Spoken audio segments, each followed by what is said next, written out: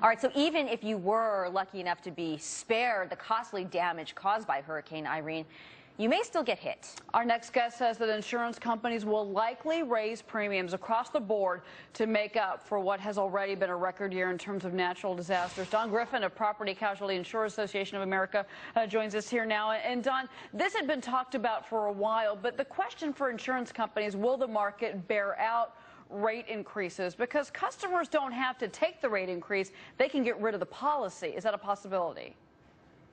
That is a possibility, although I would imagine that most people will want to protect their belongings and protect their homes. It's one of their largest investments, so I imagine they will want to protect them. But many customers will probably shop around and see if there's a better coverage available for less money. As far as the industry is concerned, do you know yet whether premiums will rise because of Hurricane Irene? We don't know that Hurricane Irene will cause it specifically, but that combined with, as you had mentioned earlier, $27 billion that the industry has already paid out in the first half of this year will likely cause upward pressure on the prices. We'll talk about the industry overall and some of the biggest names that have been hurt the worst. From a business perspective, Allstate is one of that has been hit by, because you've had North Dakota flooding, you had Mississippi River flooding earlier this year, you had tornadoes, and now you've got Hurricane Irene. And this is only the first hurricane of the season. We're talking about Katia now coming through at some point in the next couple of weeks. Insurance companies themselves have been feeling the burden. How is the capital levels at the companies?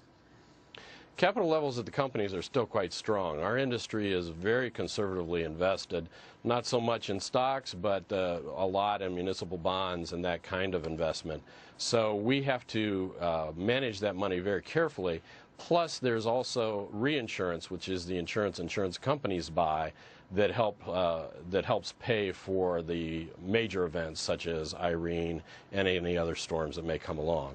But you're right, we have experienced, I think, over 100 large natural catastrophes just this year in the United States alone. How have the broader economic challenges impacted the insurance industry?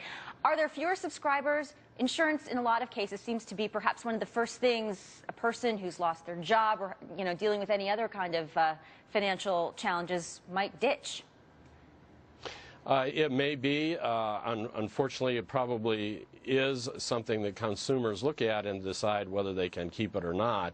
A lot of times they will keep the insurance on their property, but in some cases they may not keep the same kind of coverage they had on their automobiles.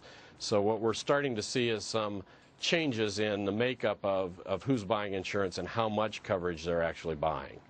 Don Griffin, thanks so much. An update on the insurance industry.